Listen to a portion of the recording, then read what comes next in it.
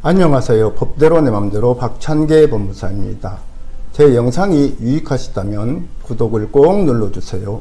오늘 제목은 소장을 직접 받았으나 소송에 응하지 않아 판결문이 공실 송달되었다면 추한 항소 가능할까요? 입니다.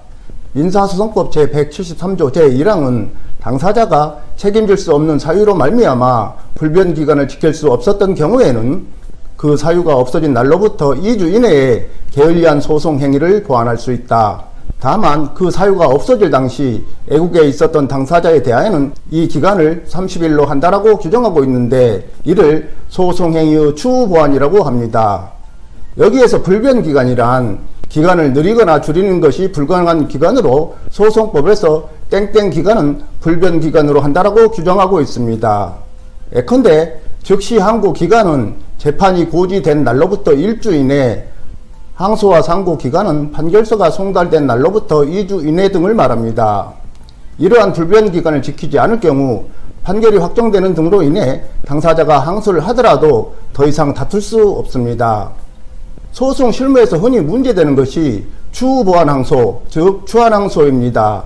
이는 당사자가 항소 기간인 14일 이내에 항소를 하지 않고 그 기간을 넘겼는데 그 기간을 넘긴 것이 당사자가 책임질 수 없는 사유로 인한 경우일 때에는 14일이 지난 후에도 항소하는 것을 말합니다. 김손혜 씨는 이 가해 씨를 상대로 1억 원의 손해배상을 청구하는 소장을 관할법원에 제출하였습니다. 이에 법원은 2020년 3월 3일 소장 부분을 이 씨에게 송달하였고 이 씨는 이를 직접 받았습니다. 그 후 이 씨가 이에 대한 답변서를 제출하지 않아서 변론 기일이 열리지 않았고 법원은 판결 선고 기일 통지서를 이 씨에게 송달했으나 이는 문이 닫힌 채 사람이 없어서 즉 폐문부재로 송달이 되지 않아서 2020년 6월 1일 이 통지서를 우체국이 보관하는 발송 송달을 하였습니다. 그 후 무변론 원고 승소 판결이 있었고 판결문을 송달했으나 폐문부재로 송달되지 않자 법원은 공시송달을 하였고 2020년 8월 1일 송달의 효력이 발생했습니다. 이 가해 씨는 항소 기간 2주가 한참 지난 후인 2020년 12월 9일 법원에 가서 직접 이 판결 정본을 수령하고 그 다음날 추한 항소장을 제출하였습니다.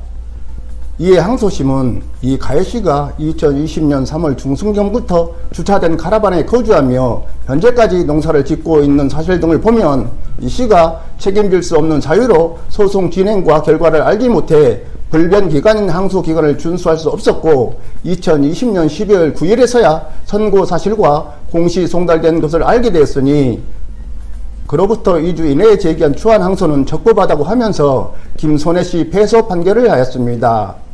이에 대하여 대법원은 소송 후 진행 도중 소송 서류 송달이 불가능하게 된 결과 부득이 공시 송달의 방법에 의하게 된 경우에는 처음부터 공시 송달의 방법에 의한 경우와는 달라서 당사자에게 소송 후 진행 사항을 조사할 의무가 있다.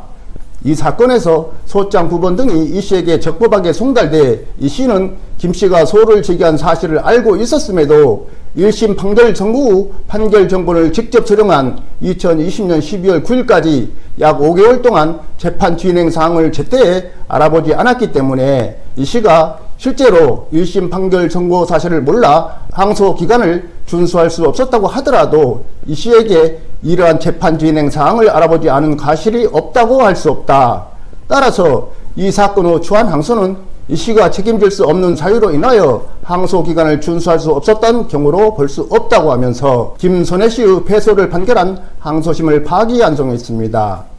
즉 이 사건 소장 부본이 수치인 불명 등의 이유로 공시 송달되어 재판이 진행되었다면 이 가해 씨가 책임질 수 없는 사유로 항소 기간을 지킬 수 없는 경우로 볼 수 있으나 이 씨가 소장 부분을 직접 받은 후 선고기일 통지서 등이 폐문부재로 발송 송달되고 판결문이 공시 송달된 경우에는 이 씨에게 소송 후 진행 사항을 조사할 의무가 있으므로 불변기간을 지키지 못한 과실이 있다는 것입니다.